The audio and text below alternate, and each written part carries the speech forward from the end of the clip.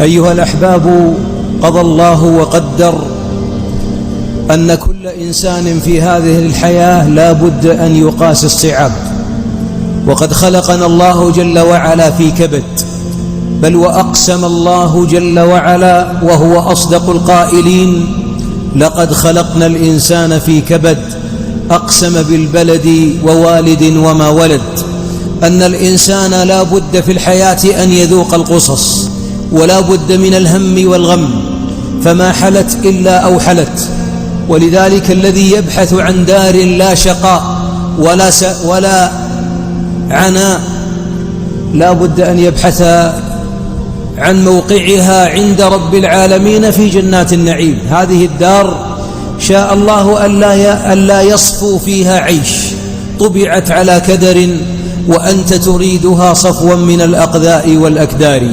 وبعضنا أيها الأحباب الهموم والديون والأمراض والأسقام في الحياة يستقبلها وهو مبتسم، وهو منشرح الصدر، راض على قضاء الله، يعلم أن هذه هي الفانية وأن تلك هي الباقية، يعلم أنه ما خلق في الدنيا إلا ليمشي إلى الآخرة، وما غروب الشمس إلا لأن الدنيا سيغرب شمسها يوما من الأيام. اللي فاهم الدنيا كما يجب هو السعيد في الدنيا.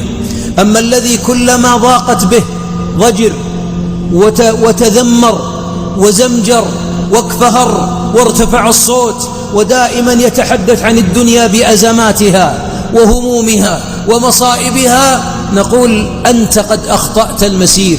أنت في الدنيا لا يصفو في الدنيا مشرب، ولا يمكن أن تستقيم الحياة، لأن الله شاء للدنيا أن تلعن.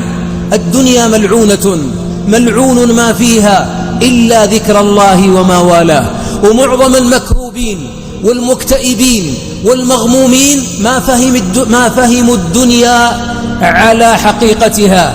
هذه الدار قال الله عنها أنها له ولعب وزينة وتفاخر وتكاثر، وشبهها بالزرع الذي يعجبك خضاره ثم يهيج فتراه مصفرا ثم يكون حطاما. ولذلك أيها الأحباب أسعدنا وهو اللي فهم الدنيا على حقيقتها فاستعذب الآلام فيها. وانظر إلى حياة محمد عليه الصلاة والسلام، جاع فيها، ما سكن القصور، مات أبناؤه الستة قبله، ولم يبق من أبنائه إلا فاطمة رضي الله عنها. أخرج من وطنه، عذب أصحابه، قتل عمه، هاجر أصحابه، دنيا العناء كلها. لكن الحبيب كان في الدنيا منشرح الصدر، لأنه يعرف الدنيا وأن الله لا يرضاها أن تكون لأوليائه جزاء. نعم، ولذلك وهو على فراش الموت عندما خير أن يمد في أجله أو أن ينتقل إلى لقاء ربه قال: بل الرفيق الأعلى.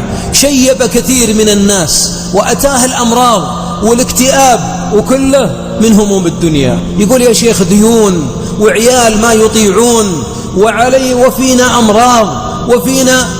هذا حال الدنيا، فاحتسب آلامها حتى تلقى الله جل وعلا.